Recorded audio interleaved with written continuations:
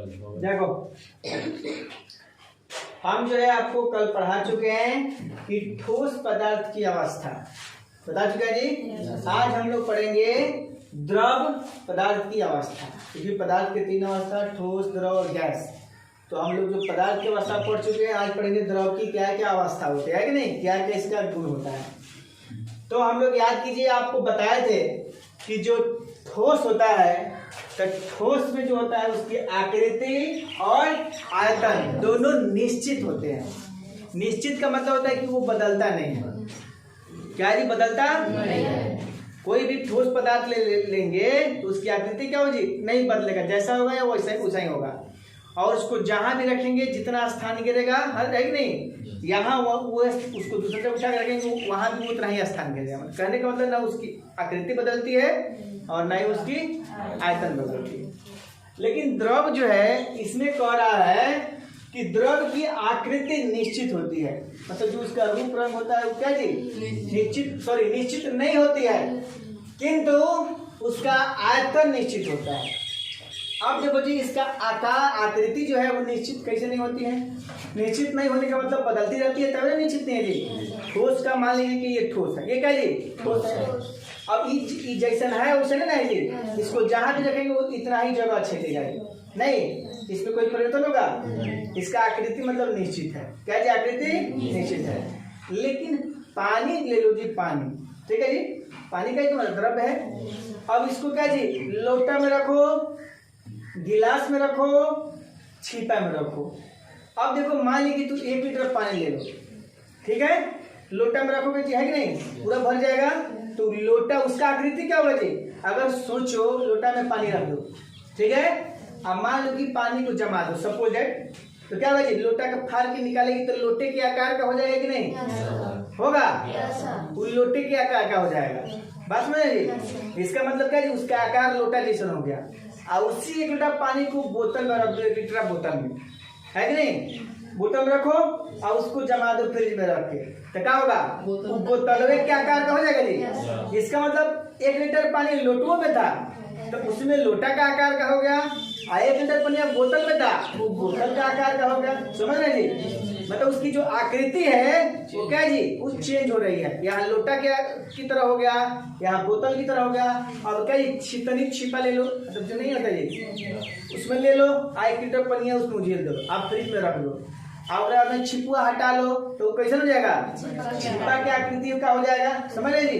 तो कहने का मतलब है कि पानी जो है इसका आकृति बदल रही है, लेकिन आयतन इसका सेम है। आयतन क्या जी, आयतन इसका सेम का मतलब कि 1 लीटर है लोटा में तो 1 लीटर है, बोतल में है 1 लीटर है, छिपा में है क्या जी, 1 लीटर, उसके दरम्यान में कोई अंतर नहीं हो रहा है। तो इसलिए कहा जा रहा है कि इसका जो आकृति होती है वो बदलती रहती है।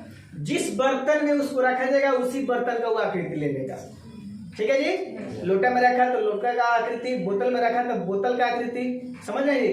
उसके बाद छिपा में रखा तो छिपा का आकृति बदल लीजिए अपना, लेकिन आयतन उसका हमेशा सेम है। क्लियर, कोई दिक्कत। अब कह रहा है कि द्रव का घनत्व उसके ठोस रूप के घनत्व से कम होता है। अब देखो जी, जो भी होता है, अगर जो ठोस होता है और देखा जाए द्रव, दोनों में घनत्व की बात की जाए कि किसका घनत्व ज्यादा होता है, किसका कम होता है। तो जो ठोस होता है उसका घनत्व क्या होता है जी, ज्यादा होता है, किसकी तुलना में, द्रव के तुलना में ठोस का जो घनत्व होता है वो ज्यादा होता है। समझे जी।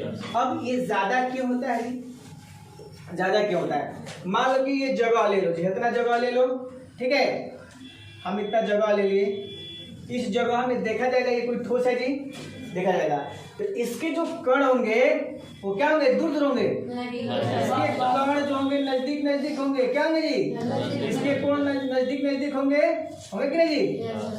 लेकिन ये इतना ही हम जगह ले लेते हैं जी, है कि नहीं।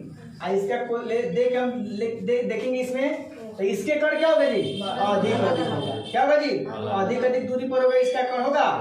अब बताओ, अगर इसका कण अधिक दूरी पर है, इसका कण नजदीक है, ठीक है, तो क्या होगा जी, इसमें देखा जाए द्रव की तुलना में इसमें कणों की संख्या अधिक होगा, और जब गठल गठल रहेगा इसके कण क्या जी गठल गठल रहेगा, आ इसका कण क्या होगा जी फैली फैली रहेगा।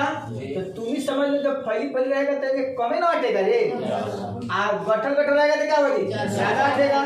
तो जौन गठल गठल रहेगा और जौन का जी फारका फारका रहेगा, दोनों का वजन किसका ज्यादा होगा ठोस का क्या होगा जी तोरा वजन ज्यादा होगा। काहे ज्यादा होगा, काहे कि में कणों की संख्या अधिक है, आ इसमें कौन सटल सटल है, आ इसमें कण क्या जी अलग अलग है, दूरी दूरी पर है। समझ रहे हैं, कहने का मतलब इसमें जो है अंतरा अनुस्थान कम है, इसमें अंतरा अनुस्थान ज्यादा है। समझ रहे जी, तो ज्यादा ज्यादा दूरी पर तो इसमें कम कण होगा, सटल सटल अधिक कण होगा।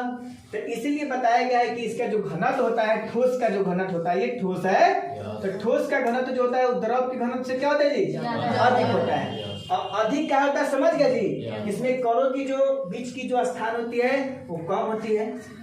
समझ रहे जी, तो जौना के कण नजदीक नजदीक होगा वो क्या होगा जी तोरा उसका घनत्व अधिक होगा, और जौना का कम स्थान ज्यादा ज्यादा होगा उसका घनत्व क्या होगा जी कम। क्लियर। तो पानी में और ठोस में आपसे कोई पूछेगा घनत्व किसका ज्यादा होगा तो क्या कहेंगे जी ठोस का। अब मान लो कि तू एक गिलास चीनी ले लो और एक गिलास पानी ले लो, अब दोनों को वजन करो, कौन ज्यादा होगा चीनिया ज्यादा होगा। क्या होगा जी चीनिया ज्यादा होगा। काहे कि इसका घनत्व ज्यादा है, अब पनिया के घनत्व क्या जी तो यहाँ वजन से देखो, जिसका वजन ज्यादा होगा उसका घनत्व ज्यादा होगा। ठीक है, दो चीज लेंगे और दोनों चीज में देखेंगे कौन वजन ज्यादा है। ठीक है, तो जो जिसका वजन ज्यादा होगा उसका घनत्व क्या होगा जी उसके तुलना में ज्यादा होगा। क्लियर। अब आप समझ सकते हैं कि ठोस पदार्थ और द्रव में घनत्व किसका ज्यादा होता है, और घनत्व क्या चीज से संबंधित है जी उसका वजन से। जिसका वजन ज्यादा है उसका घनत्व क्या जी अधिक होता है। तो ठीक है, तो आप घनत्व के बारे में समझ गए कि ठोस का जो घनत्व होता है वो द्रव की तुलना में ज्यादा होता है, ज्यादा होता है। क्लियर। 2 नंबर। 3 नंबर देखेंगे, द्रव प्रायः असंपीड्य होते हैं। मतलब बताए कि ठोस में कि ठोस को हम लोग दबा नहीं सकते हैं, बता दें जी दबा नहीं सकते हैं जी, क्योंकि उसके कणों के बीच में स्थान कम होता है।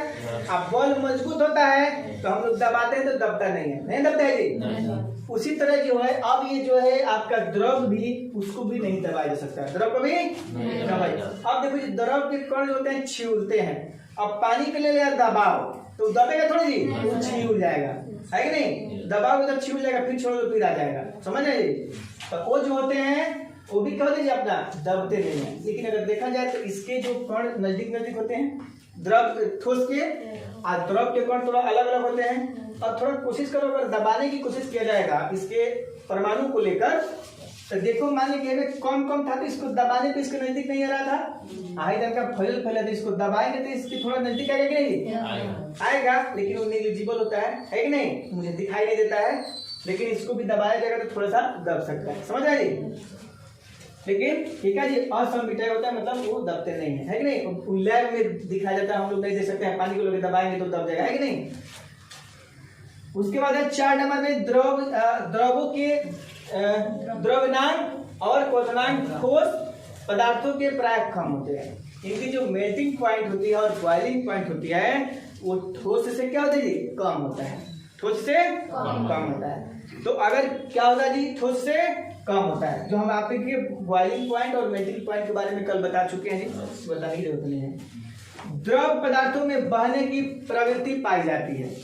अब देखो जी द्रव में क्या होता है जी इसमें बहने की गुण होता है। क्या होता है जी अब मान लीजिए कि तू एक गिलास पानी गिरा दे जमीन पर, है कि नहीं, तो जहाँ गिराएगा वहां नहीं रहेगा जी, फैलते फैलते 4 ओर चल जाएगा, चलेगा नहीं जी। तो इसमें बहने का गुण है। वही एक गिलास चीनी लेके गिरा दे, वही जहाँ रही तो हमें जाके अटक जाए, है कि नहीं। आप पनिया क्या जी ओकरा जितना दूर ले फैलोगे फैले, फैलेगा जी। इसका मतलब है कि पानी जो है द्रव है जी, तो द्रव में बहने का गुण है और पदार्थ और ठोस पदार्थ में बहने का गुण नहीं होता। अब पूछो कि द्रव पदार्थ में बहने का गुण कैसे होता है, ठोस में क्यों नहीं होता है।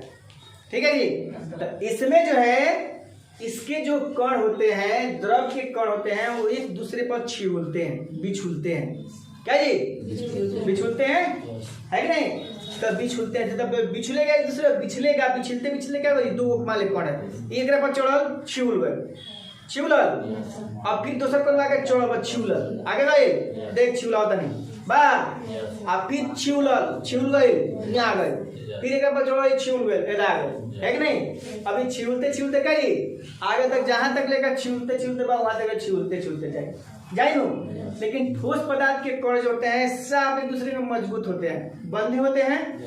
अब ये छिउलने का गुण नहीं होता, जो रहता है तवा रहेगा तवे रहेगा, ये छिउलेगा नहीं। जब कण छिउलेगा तब ना अपने दूरी बढ़ाएगा जी, आगे बढ़ते जाएगा, आई छिउलेगा नहीं, खाली जहाँ रहेगा कहाँ कांपते रहेगा, है कि नहीं? छिउलेगा नहीं, समझ रहे हैं? तो द्रव के जो कण होते हैं उसमें छिउलने का बिछुलने का एक दूसरे पर क्या जी छिउलने बिछलने का गुण होता है, जिसके कारण क्या जी छिउलते छिउलते बहता है, और ठोस में गुण नहीं पाता। दूसरा बात ये भी है कि जो बल होता है अंतराकर्षण, जो बल होता है अंतरा अनुकर्षण जो बल होते हैं वो ठोस में थोड़ा ज्यादा होते हैं, इसमें क्या होता है जी कम होते हैं, द्रव में कम होते हैं। ठीक है, तो मेन पॉइंट उसमें छिउलने की गुण होती है उसके कणों में, द्रव में, और ठोस में छिउलने के गुण नहीं होते। क्लियर? अब इसलिए क्या जी इसमें बहने का गुण होता है, द्रव में बहने का गुण होता है, और पदार्थ में बहने का गुण नहीं होता है। कोई पूछेगा तो बता सकता है जी साफ पैसा बता सकता है कि किसी को समझ में आ जाएगा, आएगा ना रे? ये जरूरी नहीं है कि कोई पढ़ने लिखने ही समझेगा। अब छिउलने बिछलने का गुण जाएगा बता दो, है कि नहीं? समझ में आएगा कि नहीं? देखो ठीक है। उसके बाद विसरण, देखो विसरण का मतलब होता है कि इस जो द्रव होता है ये क्या जी इसके जो कण होते हैं इसमें क्या होता है जी बहने का तो गुण होता है ना जी। एक पदार्थ से दूसरे पदार्थ में क्या होता है जी बहने का गुण होता है, जिसके कारण क्या होता है जी एक पदार्थ से दूसरे पदार्थ में क्या जी ये प्रवेश कर जाते हैं। क्या करता है जी प्रवेश कर जाते हैं। बहने के गुण के कारण जो होता है द्रव में क्या जी विसरण की प्रक्रिया पाई जाती है। समझे? विसरण की प्रक्रिया पाई जाती है। अब मान ले कि पानी और में एक बूंद चुआ दे लील, है कि नहीं? अब फैलते फैलते पूरा पनिया में हो जाएगी ना जी, तो का है पानी तबा आए में एक बूंद लील चुआ दे, ठीक बा? अब का बाजी लीलवा जो गईले में का जी इसमें बहने का गुण है, बहने का गुण है, पानी का भी तो बहने का गुण है। अब क्या जी दोनों घूमते रहेगा, घूमते घूमते घूमते घूमते क्या जी लीलवा जो है चारोरी फैल जाएगा। अब वहीं लेकर लोहा डाल दे, जहाँ जाए घूम रहा दिख नहीं, क्या कि पानी में बहने का गुण है, इसमें क्या जी इसमें बहने का गुण नहीं है। जगह रहेगा तेना अपने बैठा रहेगा, है नहीं? कि नहीं चाहेगा कि हमारे कड़वा तुर तुर के जाके मिल लो। और उसका जो कण है नील का जो कण है वो क्या जी चारों ओर छितर रहता है, प्रवेश एक दूसरे में जाके घुस जाता है कि नहीं? तो वो क्या करे उसी को हम बोलते हैं विसरण। ठीक है। अब द्रव का जमना, द्रव का फ्रीजिंग ऑफ लिक्विड, है कि नहीं? तो द्रव का जमने का मतलब पानी जो है कि नहीं उसको हम लोग जमाते हैं, बर्फ हो जाता है जी, तो उसी को बोलते हैं हम लोग द्रव का जमना। जब द्रव जमता है ना जी उसी को हम लोग द्रव का जमना कहते हैं, फ्रीजिंग, है कि नहीं? आप देखो जी मतलब जिस ताप पर है कि नहीं वो जमता है उसको फ्रीजिंग पॉइंट बोलते हैं कोई भी द्रव। अब जो है वाष्पन, इवेपोरेशन, ठीक है? वाष्पन क्या है अब देखेंगे जी। आप देखते होंगे गर्मी के दिन में छिपा उपा हम लोग क्या करते हैं, छिपा उपा में हाथ धोते होते हैं, खाते होते हैं, है कि नहीं? अल्ले आकर रख देते हैं, कल पर रखते हैं ना जी। हम लोग थोड़े जिले के बेसिन में तो नहीं रखते हैं ना जी, गांव देश में बेसिन नहीं होता है, गांव देश में कल होता है, खाइए कल पर लेकर रखिए, है कि नहीं? आज जब वही शाम के मॉलने जाओगे तो छिपा का पानी गायब रहता है, गायब रहता है जी। खूब गर्मी चिलचिलाती हुई गर्मी हो, है कि नहीं? जिसमें पसीना पसीना का जी सब आदमी काछत रहा है कि नहीं? आ जाके देखो देखा जी छिपा का पानी गायब रहता है। वो सब छोड़ दे, गांव में पोखरा वोखरा छोटा मोटा होता है जी, तो बरसात के दिन में तो भरल रहता है, और गर्मी के दिन में और उछलत रहता है, हाँ कम हो जाता है पानी। आखिर में गर्मिया के दिन में पनिया कहाँ गया? तो क्या होता है ना जी तो जो पनिया जो होता है वो भाप बनता है। जब ज्यादा गर्मी होगा तो पानी जो थोड़ा होगा द्रव है तो द्रव कथी में बदलेगा? ठोस में। हाँ जब द्रव को तू गर्मी जब देगा हीट देगा तो क्या होगा जी तो थोड़ा गैस में परिवर्तित होगा। कथी होगा? गैस में परिवर्तित होगा। अब क्या होता है कि पानी तुम्हारा भाप बन जाता है। अब भाप बन के जादू मंत्र का खेल है कि गायब हो जाता है कि नहीं? आओ छू मंत्र गायब, है कि नहीं? उसमें क्या होता है जी वो आखिर में जाता कहाँ है? पानी तो आखिर में जाता कहाँ है जी? जाता कहीं तो भाप तो बनता है, तो पानी क्या जी थोड़ा भाप में बदल जाता है। आप भाप में बदल के वायुमंडल में चल जाके मिलते तो पूरा हवा का क्या जी मंडल है कि नहीं। वायुमंडल मतलब क्या जी हवा ही हवा है कि नहीं, है कि नहीं। नाच मंडल है कि नहीं, सब नाचने वाला है कि नहीं। ओकरा बाद क्या जी कौन मंडल मंडल होता है हनुमान, बड़ा हनुमान मंडल, जो भी है रामायण मंडली होता है कि नहीं। इस सब में एक ही तरह का लोग होता है कि नहीं। उसी तरह यहाँ हवा मंडल है कि नहीं, मतलब सब हवाओं का क्या जी समूह है, एक क्या जी इसमें हवाओं का समूह है। तो वेपर बन के आज जाके क्या जी हवा में मिल जाता है, काम खत्म। तो इसी प्रक्रिया, जिस प्रक्रिया के द्वारा पानी जो है तो गैस बनता है, उसी प्रक्रिया को हम लोग बोलते हैं वाष्पन। क्या बोलते हैं वाष्पन। किसी को कोई दिक्कत समझ में आ गया तो ठीक है। ये कल जो आपको दिए तो याद है ये है, इसको भी याद करेंगे। द्रव की पदार्थ की अवस्था क्या जी, फिर हम लोग क्या जी कल पढ़ेंगे गैस पदार्थ की अवस्था। ठीक है।